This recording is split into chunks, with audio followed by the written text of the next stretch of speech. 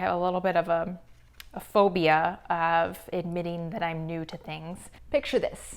Chicago 2020. It's almost like time travel. That might be a contender for best title of all time. Hey folks, fall is almost here, and I know there are a lot of people out there who look forward to every season and the new releases that are coming out during those months. So I thought it would be kind of fun to go through my big long list of indie presses and see what's coming out this fall. I keep this Google Sheet document full of indie presses that I have encountered. It includes like their website and some notes about each of the presses and kind of the things they like to publish. And so I started to go through it and go to every website and see if they have a list of their forthcoming titles listed on the website. And it ended up being so overwhelming and such a long process that I think I'm gonna have to split this up into a couple of different videos. But it's obvious that I wouldn't be able to fit everything into a couple of YouTube videos.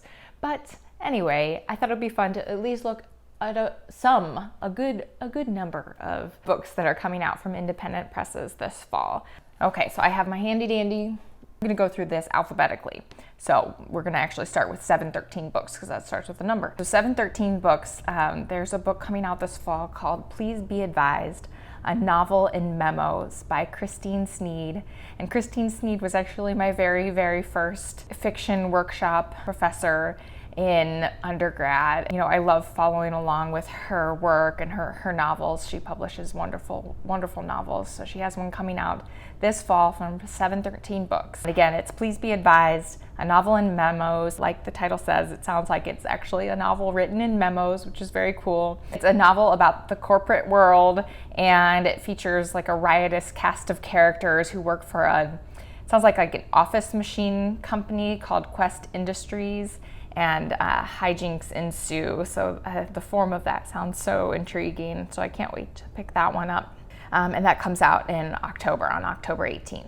So then we have Akashic Books. And in September coming out is a book of extraordinary tragedies by Joe Mano. This is a book about siblings Alexander and Isabel. They're the only Eastern European family who live on their block in south side of Chicago. As children, they're musical prodigies. Some tragedy happens that makes them abandon their music careers at a very young age. They end up growing up to lead painfully normal lives until, again, something happens and Isabel moves back in with her family and picks up the cello again. And the story sounds like it kind of goes from there. So Akashic has, if you're not familiar with this publisher, they have this amazing noir series. It's short stories, and there's well over 100 books in this series. They're place-based short stories, collected short stories, and each collection is set in a different city or state in the United States or country. They are edited by someone from that city, state, or country, or is intimately familiar with that place somehow. Stories are by all sorts of different authors. Coming up in September, they have South Central Noir. So these are noir short stories set in South Central LA. I haven't been able to pick up any of these books yet, but I am dying to. They have, so many different places. They have Chicago, New York, Montana, Alabama, Trinidad, Paris, Rome, Pittsburgh, Tel Aviv, Marrakesh, Kansas City, Mexico City, New Jersey, Hong Kong, Montreal, Berlin. I could keep going and going and going and going. The series started in 2004 and they've just been adding places since then. South Central Noir is edited by Gary Phillips. Did I say that? So then we have a publisher called And Other Stories. In October, they have a short story collection coming out called Get 'em Young, Treat 'em Tough, Tell 'em Nothing by Robin McLean. This is a collection of new stories plumbing the depths of American laughter and evil. Dark, profane, and hilarious. These are 10 stories from across the continent and across the United States, from Alaska to Missouri, from the plains to the mountains. Snapshots of the political, racial, sexual undercurrents roiling contemporary life. And the title is phenomenal. Also from And Other Stories is a book called 50 Forgotten Books by R.B. Russell. R.B. Russell is the publisher of Tartarus Press, which is a British indie press publishing literary supernatural fiction. I think new fiction, but then also like rediscovered and republished fiction. So this book, this book by R.B. Russell is coming out from And Other Stories, and this is not necessarily a memoir, but kind of a look at his life through these 50 forgotten books. Hopefully a great way to add some new books that maybe you haven't heard of to your reading list. And that's coming out in September. So then Biblioasis has a couple of books on my list here. They're coming out October 11th is The Power of Story: On Truth, the Trickster, and New Fictions for a New Era by Harold R. Johnson. This book is another exploration of storytelling in every aspect of human life, and it's based on talks that the author gave to a multi-faith group. And so he at some point turned these talks into this exploration of storytelling itself, which is a huge interest of mine, so that sounds great. And then in November from Biblioasis, This Time, That Place, Selected Stories by Clark Blaze. So this is a celebrated Canadian author of short form fiction. This collection is, or at least on their website, are blurbs from Margaret Atwood and Joyce Carol Oates, and this collection gathers 24 of his stories. In November, Biblioasis is publishing Case Study by Graham McRae Burnett, and this is, you may already be familiar, Case Study is a Booker long list nominee. It's published in the UK by Saraband, but this is now being published by Biblioasis as well. It's about a woman whose sister has committed suicide, and the woman suspects that the psychoanalyst that her sister was seeing had some sort of role to play in her sister's suicide. And so she disguises herself as a client and goes to see this psychoanalyst and starts taking notes. And so at least part of the book is actually the notebook that this woman is keeping. We have BOA editions, and in September they have a poetry collection coming out from Chen Chen called Your Emergency Contact Has Experienced an Emergency. And that might be a contender for best title of all time. It says it's about what happens when everything falls away, when those you call on in times of need are themselves calling out for rescue. It's supposed to be humorous and playful. I also want to pick up this poet's first collection, which is called When I Grow Up, I Want to Be a List of Further Possibilities, which may be the second best title of all time. Okay, I'm going to break this up with a little bit of Booktube Newbie Tag content because I just have to make things complicated for myself. So I have my questions here. I haven't done this yet because I was a little bit nervous too. I have a little bit of a phobia of admitting that I'm new to things. But I want to thank J. Scott Phillips, who is also a 2022 Booktube newbie, for encouraging me to give it a try. So let's just dive in. What do we got here? So number one, why did you start this channel? It was initially born of anxiety, as most things in my life are born of anxiety. Picture this. Chicago, 2020. Things are crazy. We are all anxious about literally everything. One of the many, many, many things causing me anxiety and keeping me up at night is the consolidation of the big publishers from 5 to 4, 6 to 5, or whatever the heck it was, among 12 other things, 20 other things, 100 other things, causing me deep anxiety. There were going to be fewer and fewer and fewer large corporations controlling what books I would get to see out there in the world. And this was causing me such deep anxiety because books are, of course, places where we find new ideas and discover new voices and learn new things and maybe even encounter voices of reason. I don't know. But books hold such an important place, not only in my life, but just for our species in general, that this just was causing me such extreme anxiety. And so I started seeking out vehicles and venues that were talking more about books that were published by independent presses. And one of these amazing vehicles for this conversation was a podcast called Between the Covers, hosted by David Naiman, sponsored in part, I believe, by Tin House, which is a great indie publisher. And so I started listening to that and just getting more and more excited by the idea of myself reading, making sure that I was including a lot more independent presses in my own reading. At the same time, as part of my anxiety relief of 2020, I was consuming more and more and more and more Booktube. Just brought so much joy to my life to watch all of these amazing people, many young people, many people of all ages talking about books. There's just a certain light that comes to somebody's eyes when you know they're a book lover and they're talking about the books that they love. I was getting so much comfort from the Booktube world. And of course, I'm reading on my own and discovering new authors and voices and publishers. And one day I was sitting and talking with my husband and I said, wouldn't it be so cool and fun to start a Booktube channel and focus like completely on independent presses? I feel like there's so much content there that would just be such a cool channel. And he just looked at me and he was like, you can do that, you know. I was like, oh, please. Oh, no. You know, I have no time. I have no talent. There's no way. 2 years later, the idea, the seed in my brain has now grown into an actual channel. That's the start of this channel and why I'm here and giving this a try. All right, back to the questions. What are some fun and unique things you can bring to Booktube? So in addition to wanting to focus on independent presses and having this kind of vision where I'm picking an independent press every month or however it ends up working out, I want to kind of one at a time really dive into some of these independent presses and see what wonderful things they have to share with us, which I think is fun. I don't know if anybody else thinks this is fun, but I think that's super fun. I also write fiction in my free time and I have an MFA in creative writing from many moons ago. So in my free time, I get up very early in the morning and write a little bit of fiction before I head off to my day job, send my kid to school, head off to my day job. No matter what, whenever I'm reading, I'm gonna bring that lens of like studying, like how is this actually working? How are these words put down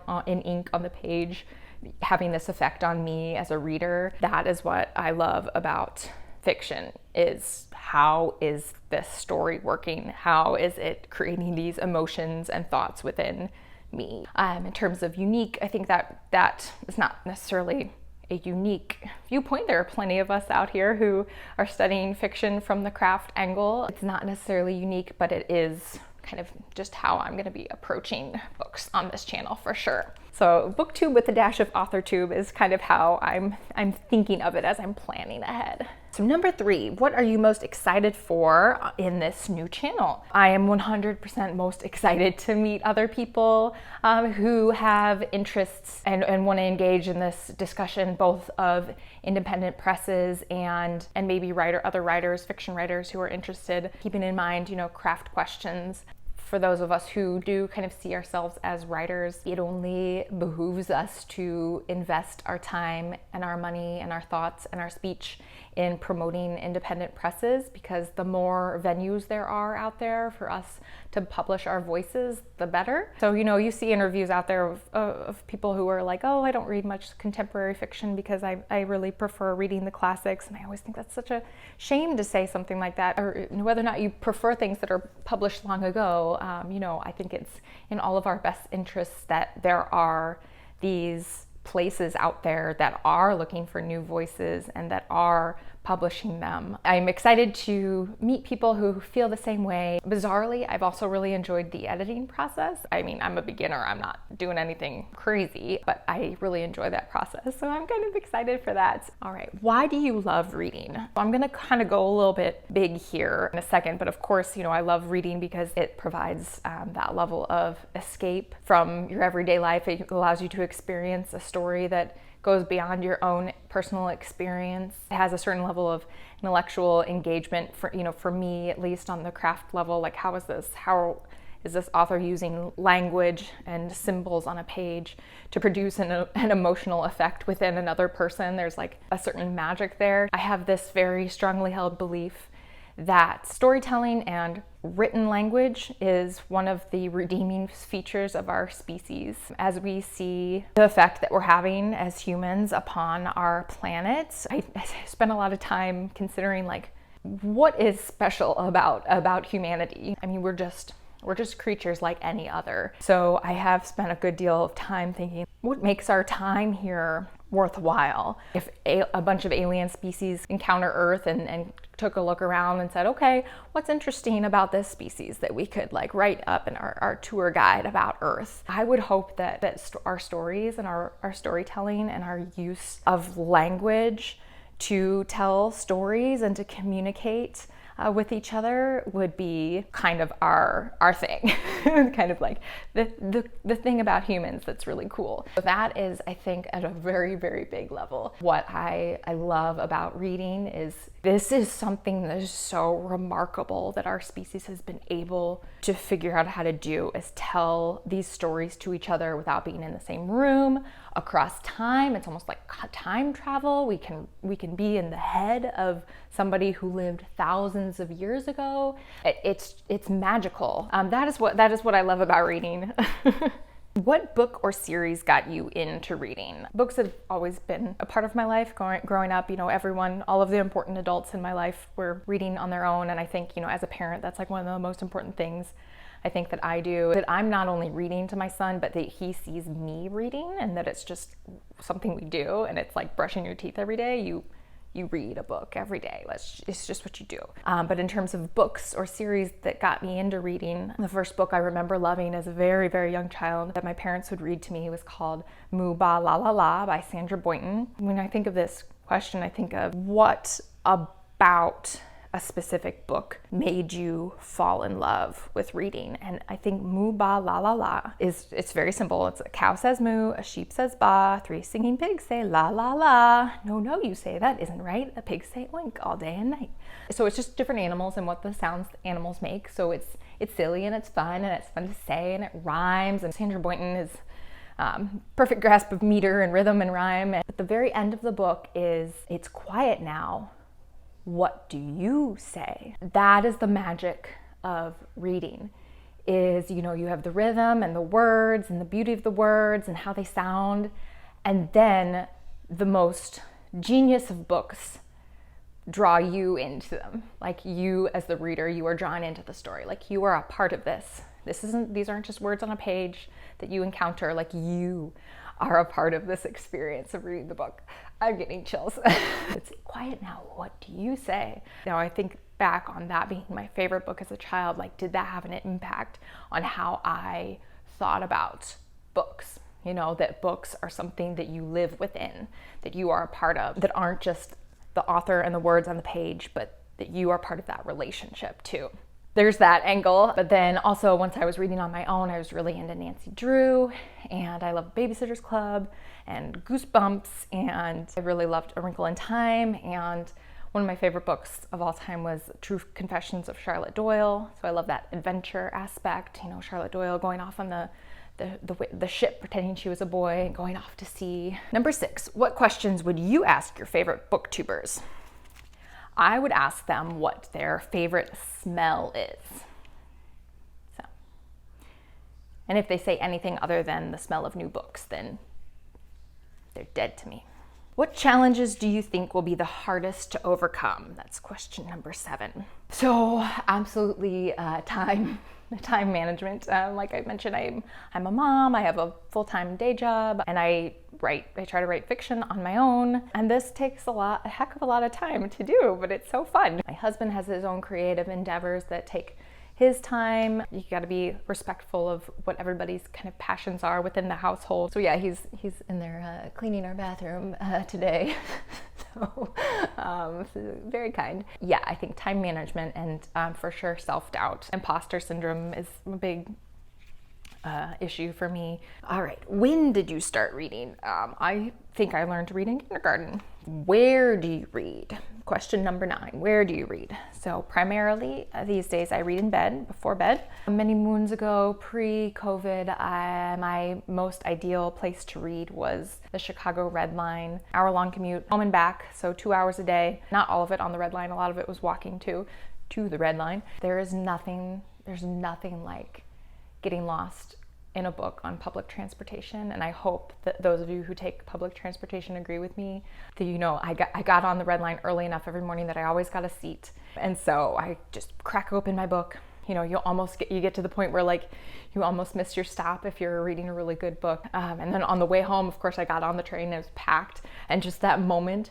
of like a seat opening up so you know you can sit down and read your book is just like the most perfect moment of all. Unfortunately, I have stopped taking the red line. I now ride my bike to work when I can, which is nice. One little funny quirk though about me is that I would always have an L book, so a train book, and a bedside book, because I would get like kind of grossed out thinking about bringing my book that I've had on the subway then like by my bedside, because there's just so many people and germs and exhale breath on the train. And then the most beautiful, ideal, perfect place to read books when we're thinking about outdoor places to read books, there is a park in Chicago called Olive Park.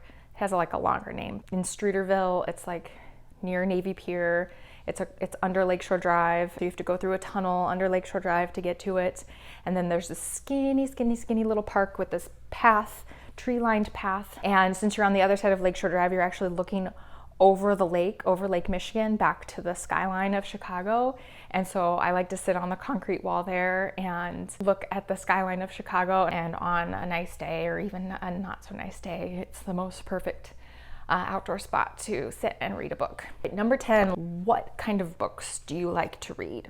This is such a hard question to answer when you're somebody who reads so many different kinds of books, but you know you have a very, very specific taste in books, but it just isn't tied to a genre. Like, I love poetry, but I don't love all poetry. I love fantasy, but I don't love all fantasy. I like sci-fi, but there's a lot of sci-fi I don't like. I do like thrillers and crime, but not all of them. Literary fiction, I think you would probably get closest to what I like to read, but I don't like that term. I guess I love any story that's well told, that is well written, and characters that are complex, and situations that are nuanced. And I really like things that are kind of darker, on the dark side. I like things especially that are dark and funny. I think that's a very good combination. I like premises that are surprising and unusual. I like books where you see the darkness in everyone involved, or like in every situation, where nobody comes away looking great and nobody comes away looking completely evil. You get to see the good side of everyone and the bad side of everyone. You get to see the little kernel of evil that lives within all of us, and you get to see the little kernel of good that lives within all of us too. I think that's what I like to read. And we're back for more Fall 2022 anticipated releases. So then from Catapult this fall, in October, we have, these are not in chronological order, so sorry. The White Mosque by Sofia Samatar. And I am reading Sofia Samatar's books right now, which are published by Small Beer Press, her novels and the book of her short stories. This is nonfiction. It is I think kind of a memoir, but also a story of an account of Samatar's journey through Uzbekistan, following the path of 19th century German-speaking Mennonites from Russia into Central Asia. So it sounds like Samatar went and kind of followed in the footsteps of this group, and she herself was raised Mennonite in the United States. So that sounds so interesting, and her writing is so lush and beautiful that that's going to be on my list to pick up. And then also from Catapult in September, Lungfish by Megan Gillis. And this was nominated, I mentioned it in a past video, it's nominated for the first novel prize from the Center for Fiction. And it's about a family that's like driven to kind of squat on this uninhabited island off the coast of Maine. And they end up like living off the land there. And I think there's family secrets involved. And it just sounds very atmospheric and like a good fall read for sure. So then from Copper Canyon in September, we have Black Swim by Nicholas Goodley. And this is their debut collection, and I'm gonna link it below, I read a poem on Copper Canyon's website from the collection. I love it when publishers do that, where they have a poetry collection and they include one of the poems on their website, because poetry summaries are so impossible. It's hard to summarize a poetry collection. So when they actually include a poem, I think that gives you a really good idea of what to look for in the collection. So that said, Nicholas Goodley has a poem called First Poem that's included on Copper Canyon's website, and I loved it. I thought it was a beautiful poem. And the description of the collection says it spins ache and sweat and sweetness into a new model of feeling through language. So definitely check out their collection, Black Swim. Check out that poem on the website and see if that's up your alley. In October, Dorothy publishes 2 books a year every October, only 2. It's every October. They are on my, spoiler, they're on my list for diving into their books more in 2023. But this October, they have 2 books coming out. One is called A Horse at Night on Riding by Amina Kane. And Dorothy has a bunch of books published by Amina, if I'm remembering correctly, from Amina Kane that they've published in the past. But this is essays on writers and their work. It moves through Amina's personal canon of authors like Elena Ferrante, Renee Gladman, also published by Dorothy, and Virginia Woolf. It covers topics like female friendship and even apparently neighborhood coyotes, which we have some coyotes in our neighborhood that live in the cemeteries nearby. And it's all driven by the primary question of authenticity in the shadow of ecological and social collapse. Also from Dorothy in October, Some of Them Will Carry Me by Giada Scodelario. And this is a fiercely original debut short story collection centering Black women in moments of imminent change. Then from Zank Books in September, we have Habilis by Alyssa Quen. It's about a woman named Lucy who finds herself thrust into an anthropology museum that changes into a disco club at night. It sounds like it's very hallucinatory experience, delves into the origins of humans and human language at this disco club / anthropology museum. So that sounded super intriguing. Habilis comes out in September 13th. Then November 8th, have Desert Creatures coming out from Erewhon Books. This is by Kay Chronister, and Erewhon Books publishes exclusively speculative and fantasy and a bit of sci-fi fiction. And they are a newer publisher from what I can see. Desert Creatures is a feminist horror set in the near future American West, like a near future post-apocalyptic story of a woman who is trying to live off the land in the desert and make her way to the holy city of Las Vegas. So she's traveling through the dangerous regions of the desert to make her way to Las Vegas. I believe it's like a healing center for healing. So that is Desert Creatures. Europa Editions always has great books coming out. So in October, on October 11th, they have a book called Not Russian. It's a novel by Mikhail Shevelev, and this is translated from Russian by Brian James Bear and Ellen Vayner. And this is a novel about 2 friends, and one of the friends is watching television one night and the news comes on and there's a story of a large group of hostages that's been taken in to a church outside of Moscow, and this guy realizes that it's a friend, a friend from his past who has taken this group hostage, and so he's eventually contacted to try and be the negotiator with his friend who has taken these hostages.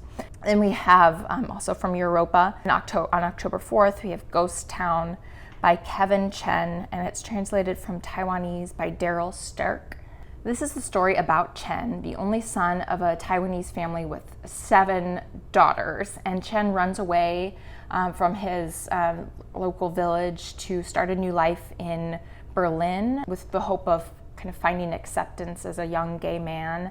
And at some point, his boyfriend is murdered, and Chen is convicted of murder and sent to jail. And so the book, I don't know if it opens when he is getting out of jail, but at some point, like 10 years later, he gets out of jail and he returns to his village in Taiwan and learns all sorts of family secrets, and is also trying to figure out the answer to his boyfriend's murder. The cover, for one, is awesome, but it sounds really interesting. So then also in November from Europa Editions, we have December Breeze by Marvel Morena, translated from the Spanish by Isabel Ade and Charlotte Coombe.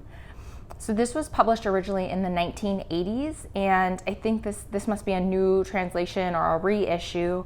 It takes place in 1950s Colombia. The narrator's name is Lena, and she's living in Europe when the story's being told, and she recalls through the novel the story of 3 women in this conservative city in Colombia in the 1950s and what their life was like there. And as the story unfolds, it becomes like a panorama of a very patriarchal, oppressive, violent towards women society. I believe it's a classic of Colombian literature, and so there's this new issue of it. From Feminist Press in September, there is a short story collection called Panics by Barbara Molinard, and this is it's a short story collection about violence and mental illness, and it says the warped contradictions of 20th century female experience.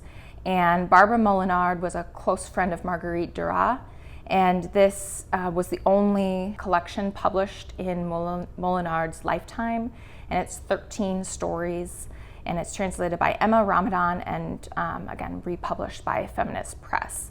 So I guess again it sounds like kind of a republished classic. So from Fitzcarraldo Editions, we have Getting Lost from Annie Ernaux, the celebrated French writer. It's translated by Alison Strayer from a diary Ernaux kept in 1989 when she was having an affair with a younger married man.